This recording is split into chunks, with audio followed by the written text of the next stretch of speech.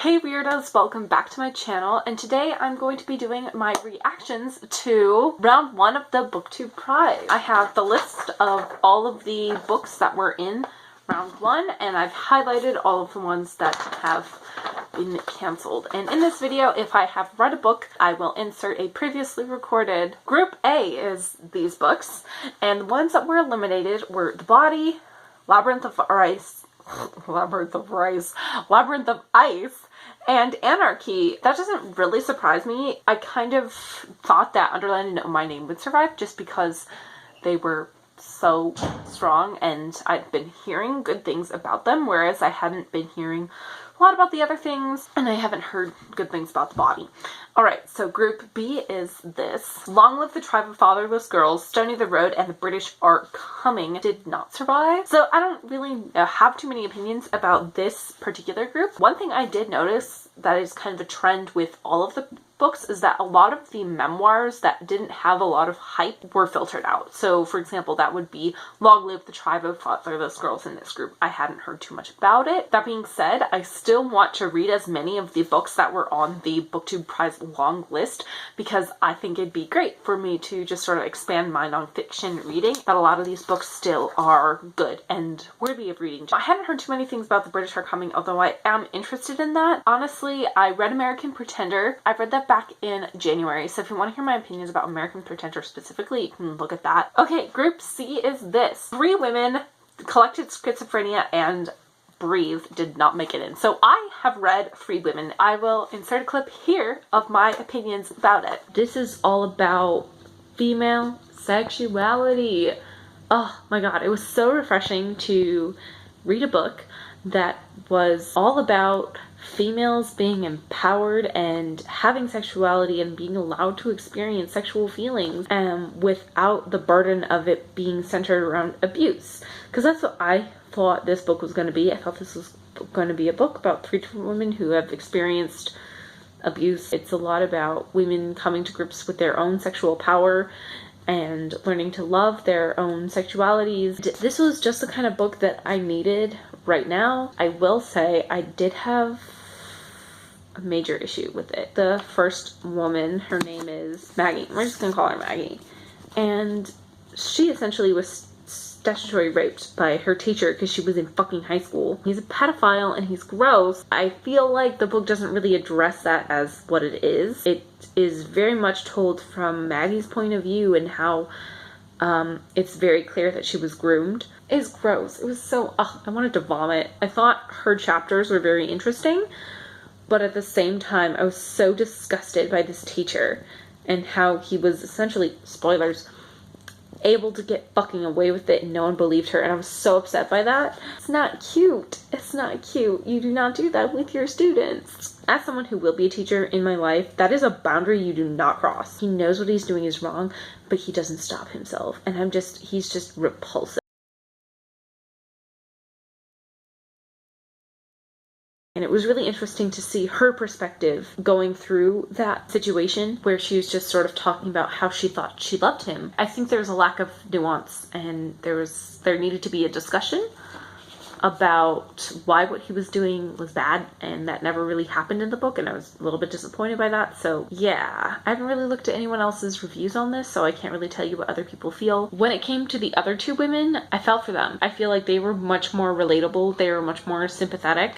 Not that Maggie wasn't sympathetic, I just think the way that the conversation was handled, the whole situation with her teacher was not good. One of the other women is like having an affair with a high school sweetheart, and she actually was tragically like raped by a bunch of other guys like when she was in high school, and vicious rumors went around about her. It was terrible. It's really terrible, but her story doesn't center around that. It centers around her, you know, reclaiming her power. It really centers around her relationship with wanting to be a sexual being, coming into being as someone who could be desired and wanted, and getting to feel, you know, sexual pleasure. Lots of times, a woman's pleasure in a relationship is not taken into consideration, and what she wants is not taken into consideration, and that actually leads to her having an affair. The last one is about this woman who also cheats on her husband, but it's more of a consensual cheating, and it's more of like he likes to watch and he likes to be involved in all this stuff. And I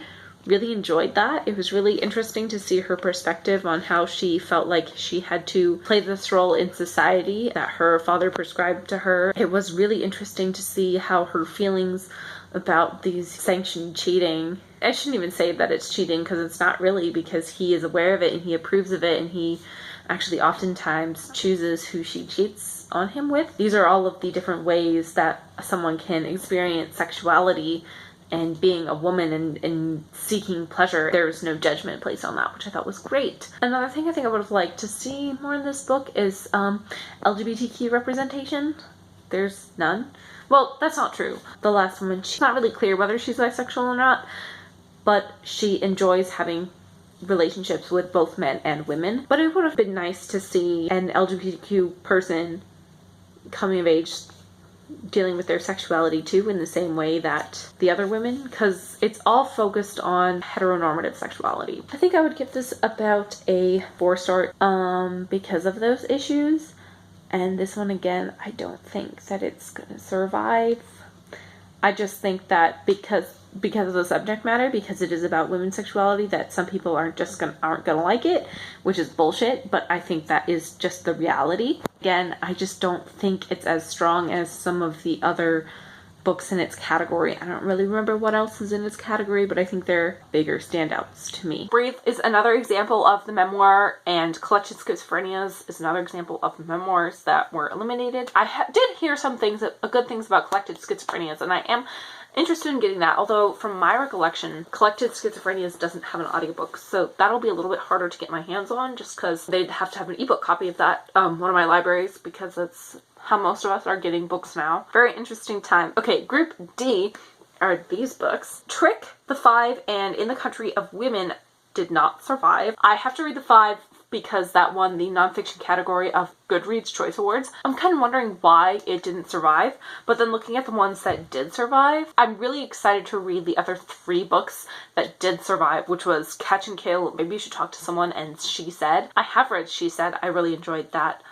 You can go, I also read that in January, so you can look at that to find that information. In the Country of Women and Trick, I believe, are also memoirs. And again, I had not been hearing a lot of buzz around that. Maybe that's why it didn't survive. Group E, the ones that did not survive are Me, The Great Pretender, and I Like to Watch. I read, and I'll insert a clip in a bit about my feelings about Me. Yeah, I'm not surprised that that wasn't eliminated, especially because some of the other books I'm more excited to read in that group. I liked this. I really did. He's very open and honest and conversational in this, which I think was awesome. I felt like I really got to know Elton John, like, as the person. I really love the conversational tone. That was really nice. Yeah, it was really interesting to see how music was so integral to him growing up. I'm gonna be honest, I was not that into it until he really started talking about his personal struggles with addiction and bulimia and all of this other stuff that comes along with being a popular star. He is very honest about it. He was very self-reflective, which I enjoyed a lot. I also got really connected when he started talking about the musicals he wrote, Lion King and Road to El Dorado. That's the music that I grew up. That's the Elton John music that I know and that I love. I'm not really familiar with most of his other stuff, and maybe that's just a generational thing. I don't know. Overall, very good. I don't think it's gonna make it to the next round. I think it's really good. I think there's lots of other really strong contenders in the BookTube Prize.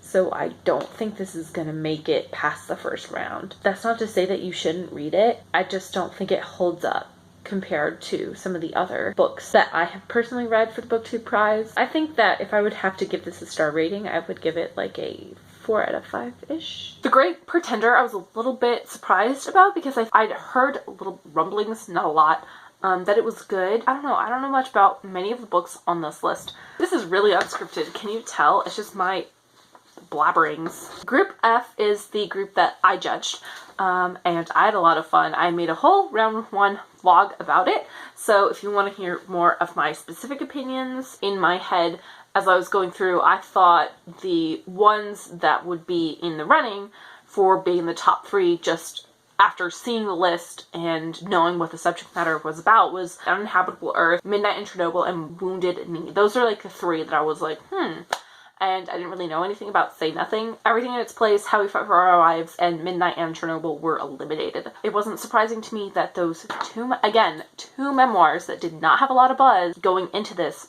did not make it through the first round. In this case would be Everything in Its Place and How We Fight for Our Lives. I think that there's something to say about the memoirs that do make it through. Again, I haven't really read a lot of the memoirs that have made it through, but from what I'm hearing, a lot of, like, for example, Know My Name. Know My Name is a huge, hard-hitting topic. It deals with sexual assault on college campuses, which is a very topical thing for me because I am a college student, although right now I'm not living on a college campus. And it was really revolutionary and groundbreaking. I don't know a lot about the other memoirs that did make it through, but I think that speaks to the types of memoirs that will survive in this competition, which would be like really important topics, really hard-hitting topics. All right, Group G. I can word. The ones that were eliminated were The Ungrateful Refugee, 5 Days Gone, and Savage Appetites. So I did read Savage Appetites again in January. If you want to see my opinion specifically on that, I would direct you to those videos, because I don't really know. I haven't read too many of the other books on this list, but I'm excited for the ones that did survive from Group G. But yeah, Ungrateful Refugee I thought was kind of interesting, and I'm kind of excited to read that one.